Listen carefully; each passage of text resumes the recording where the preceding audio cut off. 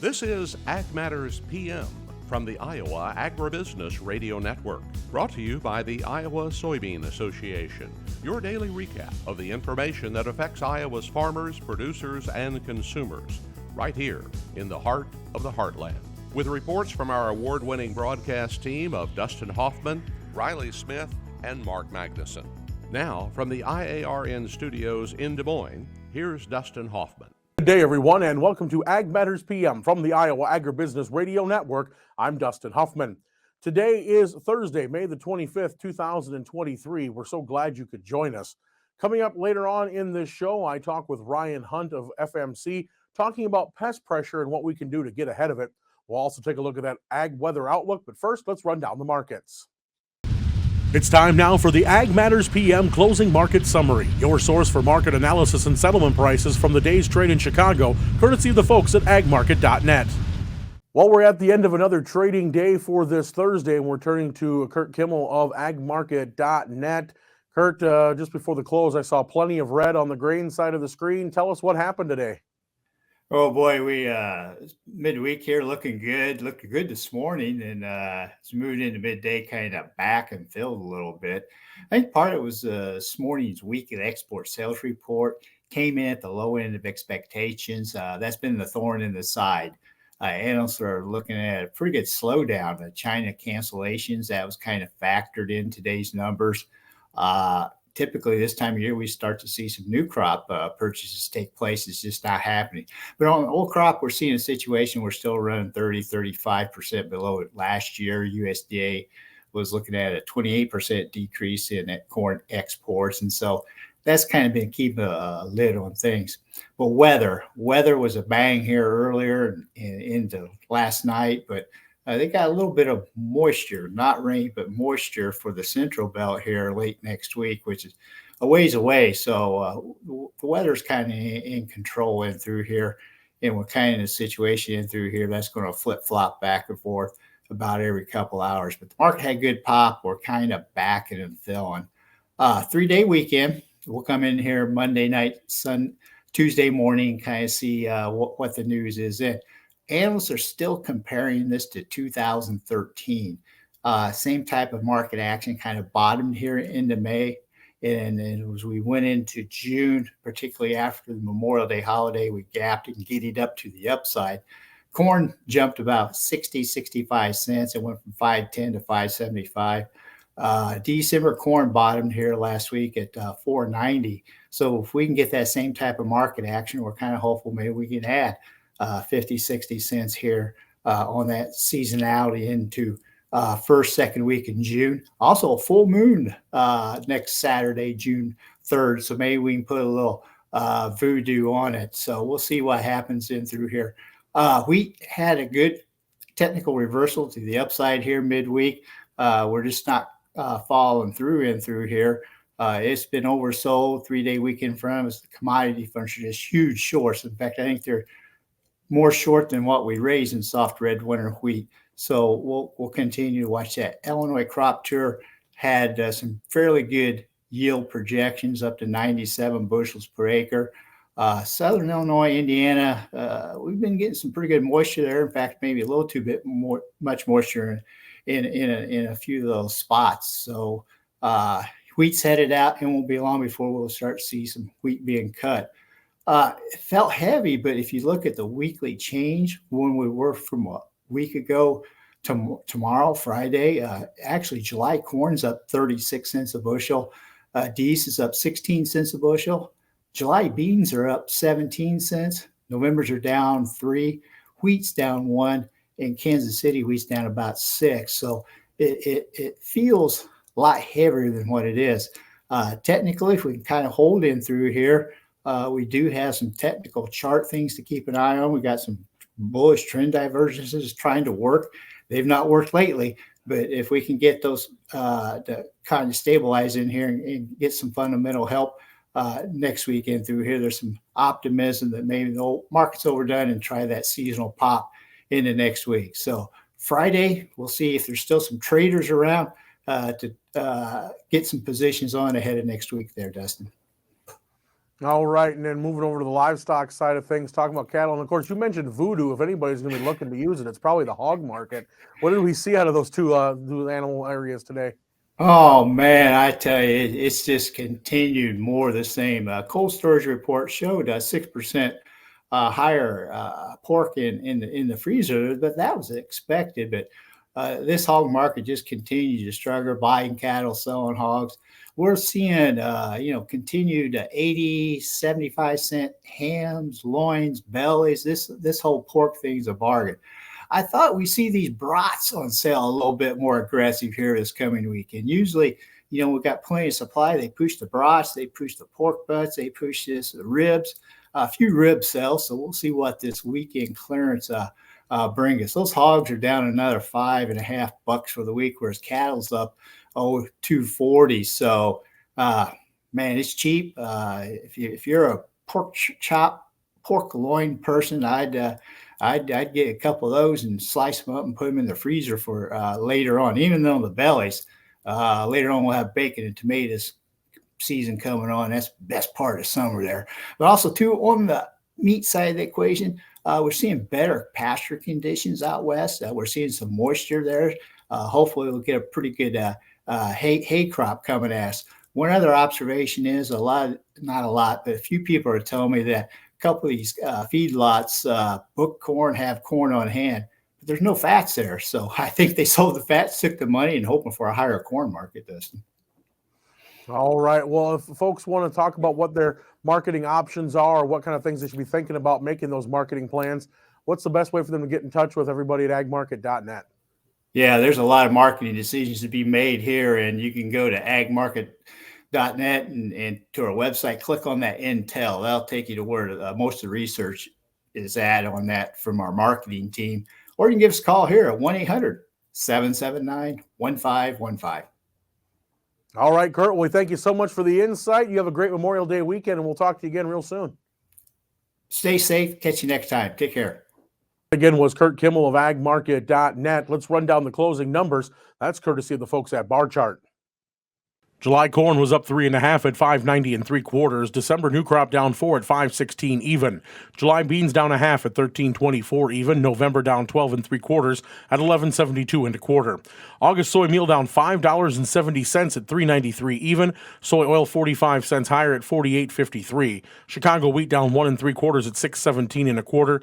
Minneapolis wheat up 6.5 at $8.08 even. Kansas wheat up 4 at $8.11 3/4. September oats up 4 3/4 at $3.38 3/4. June live cattle up $1.20 at $167.30. Feeders are 17 cents higher at $234.70. Lean hogs down $2.15 at $77.65. Pork cutouts down $1.40 at $81.87, and Class 3 milk down 3 cents at $16.17.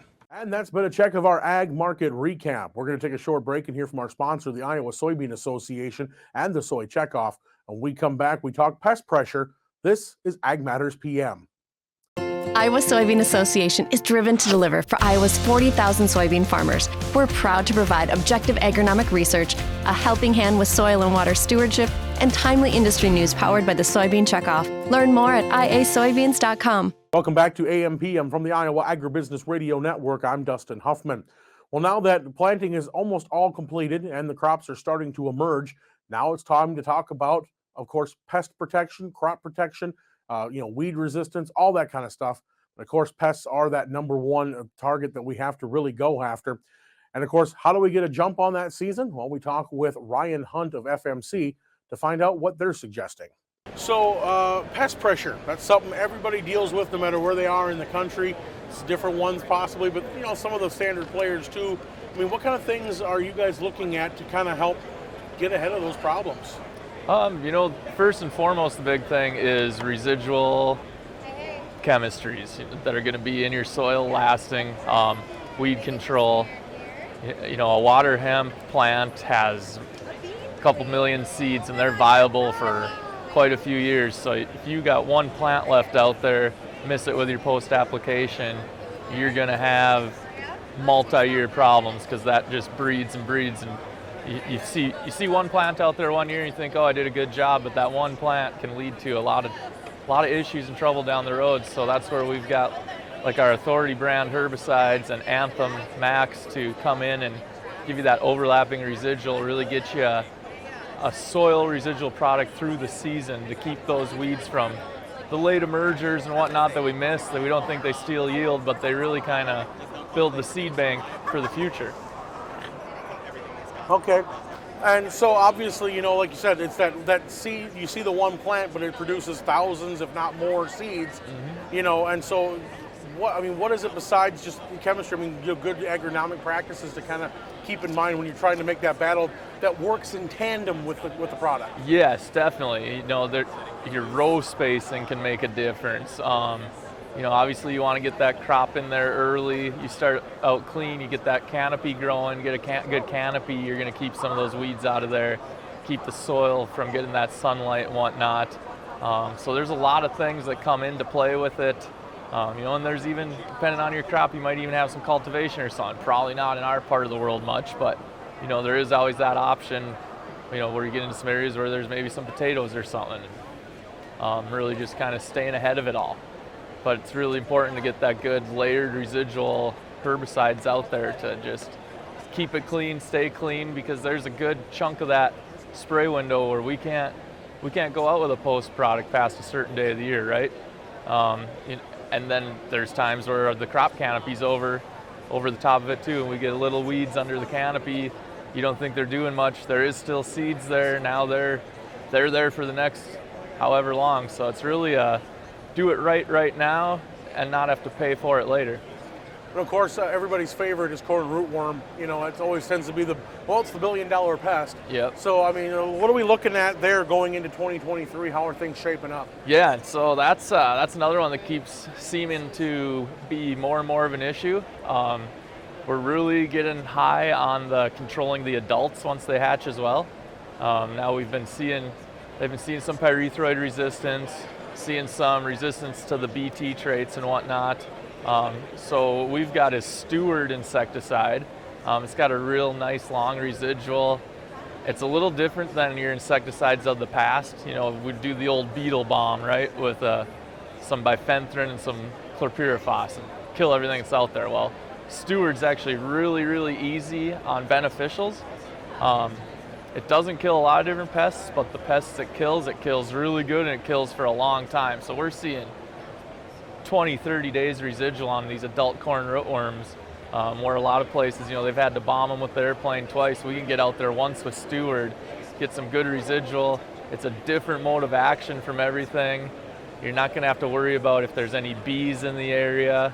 Re-entry for your workers or yourself is super safe and low. Very, very friendly chemistry for the environment and yourself, and also very lethal on those adult rootworms, because those, you don't see any damage late in the year in your corn crop from those beetles. Really, you just see them and they're a nuisance. But the eggs they lay for the next year for the feeding is where it comes into play. And all of a sudden you got a cornfield that blew over and all this feeding. If we can eliminate a bunch of those pests the summer before with a nice little easy foliar spray, now we're starting out ahead of the 8 ball the next year when we're going in there to plant. Now, obviously also conditions have a lot to do with it, and Western Corn Belt especially has been very dry. Western United States has been very dry, and that lends itself to some of those pressures we see out there. I mean, hopefully the weather's supposed to turn around like they say it will, but see the climate resettle itself. But what kind of damage has that done going into 23, even if we are going to get rain and a normal amount of rain? Yeah, so the lack, depending where you are, there's up in North Dakota we've got almost record snowfall. You get south and we're dry and there's not much and it's been warm. In both situations, probably breeding a lot of pests. We haven't had that hard freeze to really kill everything that might be overwintering in that ground. So there's probably going to be a lot coming early. So you're going to want to do some at-plant work, some Ethos XB, in furrow, and there's probably going to be a lot of stuff emerging. Now we get further north, we've had grasshoppers pretty bad the last couple of years. They seem to be, they're moving east into Minnesota this last year, which is kind of unheard of. If that happens again, I mean, look, we could see enormous numbers of grasshoppers the way it's shaping up, and the USDA maps are projecting. So that's something to be on the lookout for as well. Vantacor insecticide is another insecticide that's similar to Steward. It's very, very good on those grasshoppers, low use rate. It's another one that's really safe on the beneficials, safe for you to handle and use. But again, it's not going to kill everything out there. But anymore, we don't want to kill everything. So when we target those certain pests like grasshoppers with it, or if we get army worms, I know a little further east and north we ran into those this year too. So there was a lot of insect pressure this last year, so there's a lot of eggs out there. The conditions are really lending themselves to be prevalent early on this season. Okay, well, and to wrap things up, we know farmers always try to have a plan in place for how they want to start the year, but always, your best laid plans, there's always some kind of variable that gets thrown in. What do farmers need to be thinking about as they have to adapt maybe for 2023? Yeah, I think first and foremost is just that at-plant timing. You want to protect your seed. You got to get that crop going out of the ground, protect it. That's where all the yield foundation is. Also the weeds start clean, stay clean. You get behind on any insect or weed from the start, you're not going to kill it and the damage is done. So you want to make a good plan with your local agronomist, consultant, whoever, to really get that crop out of the ground growing and then go from there. All right, well, Ryan, we thank you so much for the insight. All right, thank you. That again was Ryan Hunt of FMC. Let's go ahead and take a look at that ag weather outlook. Well, it's been sunny with a few high clouds out there, kind of just enough to make things just a little hazy. Of course, there is some chance of rain off to our west. A few scattered isolated showers are possible here in the next 12 to 24 hours. Let's see what the National Weather Service has in store for Iowa here over the next day. Well, we did see mostly sunny skies across much of the state here today. There was some slight pockets of isolated showers and storms that popped up, very few and far between. We saw highs basically in the 70s to around 80. Now, tonight, look for mostly clear skies. There'll still be a chance of isolated storms possible in the southwest. Lows will be in the low 40s to the upper 50s, very widespread there. And then tomorrow, mostly sunny skies. Highs will be anywhere from 75 to 82 degrees. Taking a look at the affiliate weather map for you for tomorrow, Cherokee and Shenandoah, both sunny skies and 80. Des Moines, Waterloo, Clinton, all sunny skies and 76.